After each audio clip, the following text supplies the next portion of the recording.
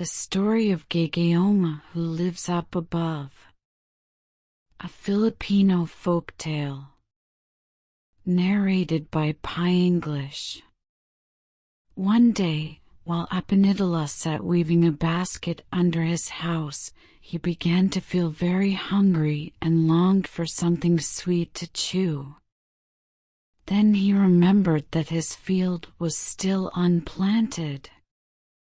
He called to his wife, who was in the room above, and said, "Come, Apanidala, let us go to the field and plant some sugarcane."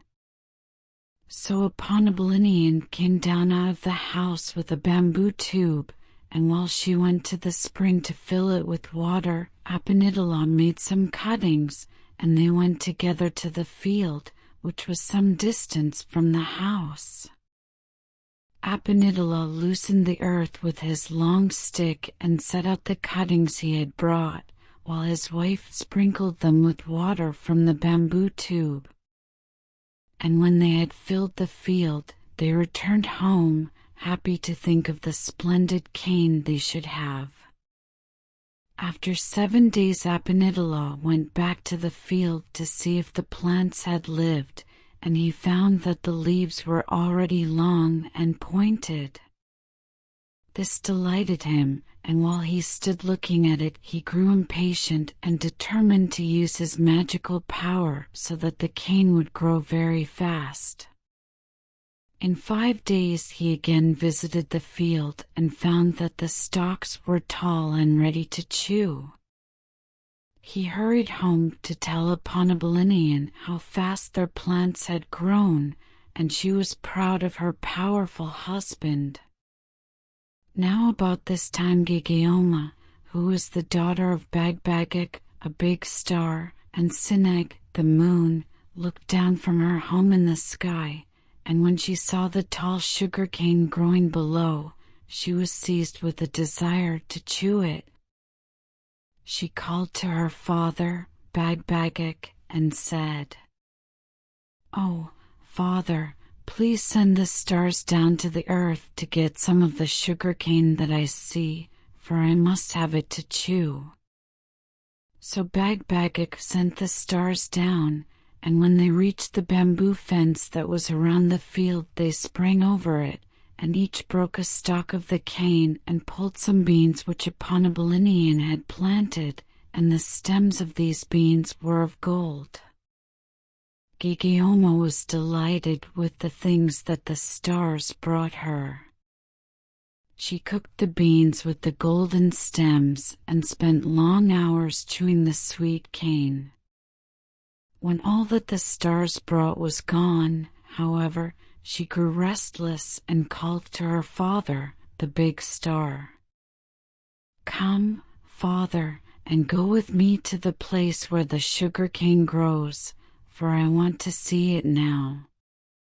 Bagbagik called many stars to accompany him, and they all followed Gaygayoma down to the place where the sugarcane grew. Some sat on the bamboo fence, while others went to the middle of the field, and all ate as much as they wished.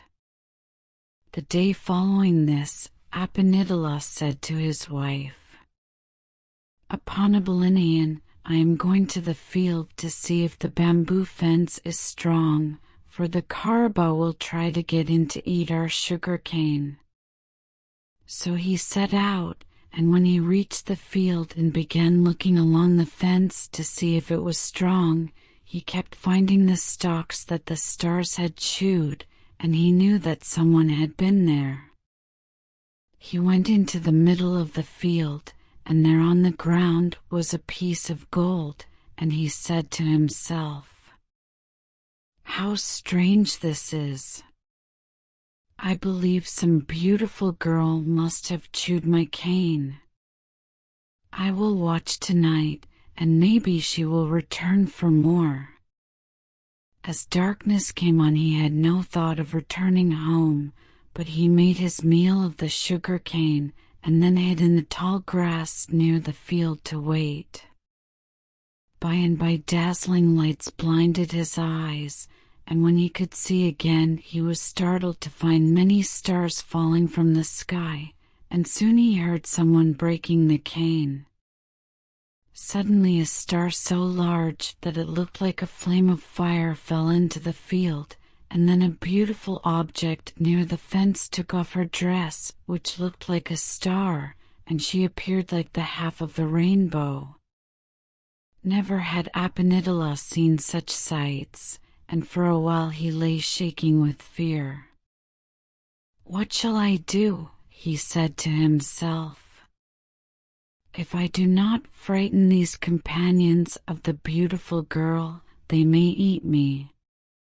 With a great effort he jumped up and frightened the stars till they all flew up, and when the pretty girl came looking for her dress, she found Apenitala sitting on it.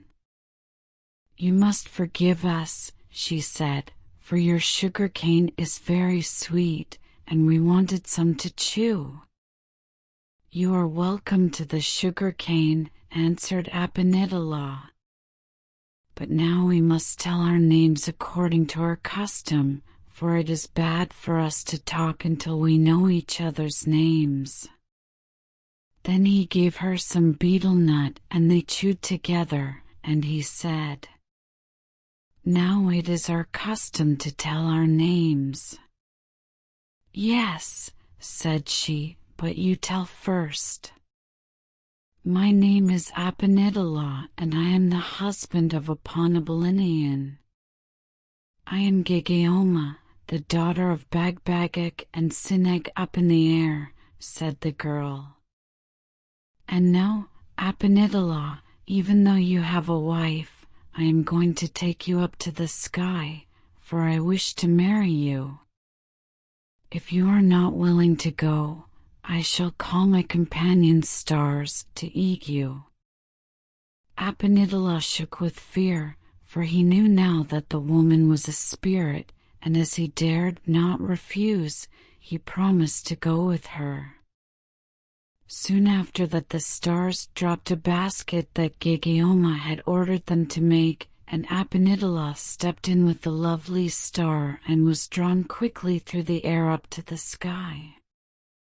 They were met on their arrival by a giant star whom Gaygayoma introduced as her father, and he told Apenitala that he had acted wisely in coming, for had he objected, the other stars would have eaten him. After Apenitala had lived with the stars for some time, Gaygayoma asked him to prick between her last two fingers, and as he did so a beautiful baby boy popped out. They named him Takian, and he grew very fast and was strong. All this time Apenitala had never forgotten a Ponabalinian who, he knew, was searching for him on the earth, but he had been afraid to mention her to the stars. When the boy was 3 months old, however, he ventured to tell Gaygayoma of his wish to return to the earth.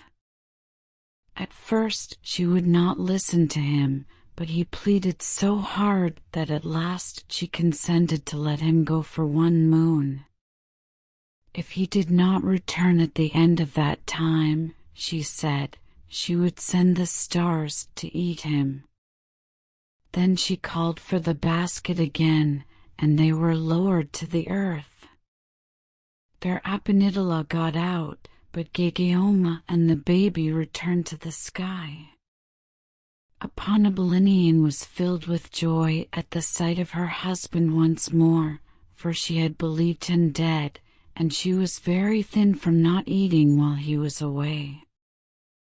Never did she tire of listening to his stories of his life among the stars, and so happy was she to have him again that when the time came for him to leave she refused to let him go. That night many stars came to the house. Some stood in the windows, while others stayed outside by the walls, and they were so bright that the house appeared to be on fire. Apenitala was greatly frightened, and he cried out to his wife, "You have done wrong to keep me when I should have gone." I feared that the stars would eat me if I did not obey their command, and now they have come. Hide me, or they will get me." But before Ponabulinian could answer, Bagbagik himself called out, "Do not hide from us, Apanidala, for we know that you are in the corner of the house. Come out, or we shall eat you." Trembling with fear, Apanidala appeared, and when the stars asked him if he was willing to go with them, he dared not refuse. Now Gaygayoma had grown very fond of Apanidala, and she had commanded the stars not to harm him if he was willing to return to her. So when he gave his consent, they put him in the basket and flew away with him, leaving Ponabulinian very sad and lonely. After that, Apanidala made many trips to the earth, but at Gaygayoma's command he always returned to the sky to spend part of the time with her. One day when Takian was a little boy, Apanidala took him down to the earth to see his half-brother, Kanag. The world was full of wonders to the boy from the sky, and he wanted to stay there always. But after some time, while he and Kanag were playing out in the yard, big drops of water began to fall on them. Kanag ran to his mother and cried, "Oh, mother, it is raining, and the sun is shining brightly." But Apanidala, looking out, said, "No, they are the tears of Gaygayoma, for she sees her son down below, and she weeps for him." Then he took Takian back to his mother in the sky, and she was happy again. After that, Takian was always glad when he was allowed to visit the earth, but each time when his mother's tears began to fall, he returned to her. When he was old enough, Apanidala selected a wife for him, and after that Takian always lived on the earth, but Gaygayoma stayed in the sky. The end.